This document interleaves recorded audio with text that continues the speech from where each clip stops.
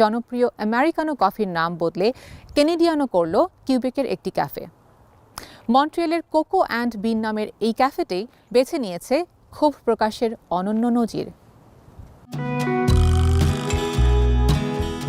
যুক্তরাষ্ট্রের শুল্কের হুঁশিয়ারিতে ক্ষুব্ধ অনেক কানাডীয়। অন্যদিকে কানাডা দখল করে নেয়া কিংবা যুক্তরাষ্ট্রের অঙ্গরাজ্য হওয়ায় প্রস্তাব দেওয়ার মতো একাধিক বক্তব্যে নানাভাবে সমালোচিত ট্রাম্প। তাই দিন দিন ওয়াশিংটনের ওপর ক্ষোভ বাড়ছে কানাডীয়দের।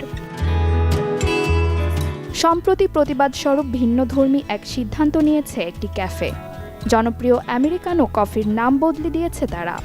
এর পরিবর্তে এখন থেকে কানাডিয়ানো নামে ডাকা হবে জনপ্রিয় পানীয়টিকে।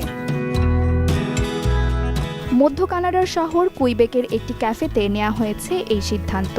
মন্ট্রিল এলাকার কোকো অ্যান্ড বিন নামের ওই ক্যাফের অন্যতম জনপ্রিয় পানীয় এই আমেরিকানো কফি। মার্কিন প্রেসিডেন্ট ডোনাল্ড ট্রাম্পের লাগাতার শুল্ক হুমকির প্রতিবাদেই এই সিদ্ধান্ত নিল ক্যাফেটি। তবে শুধু কোকো অ্যান্ড বিন নয়, কানাডার এরকম অনেক ক্যাফেতেই ঐতিহ্যের কথা বলে ওই কফিটির নাম বদলাতে উদ্যত হয়েছে। বদলেছে মেনু কার্ডেও। মূলত আমেরিকানো কফির জন্ম ইতালিতে। দ্বিতীয় বিশ্বযুদ্ধের সময় মার্কিন সেনাবাহিনীর মধ্যে জনপ্রিয়তা লাভ করে এটি। তবে পরে ম্যাপল সিরাপ ও ক্রিম যুক্ত করে সেই কফিকে স্বকীয় রূপ দিয়েছে কানাডা, যা দেশটিতে বিপুল জনপ্রিয়।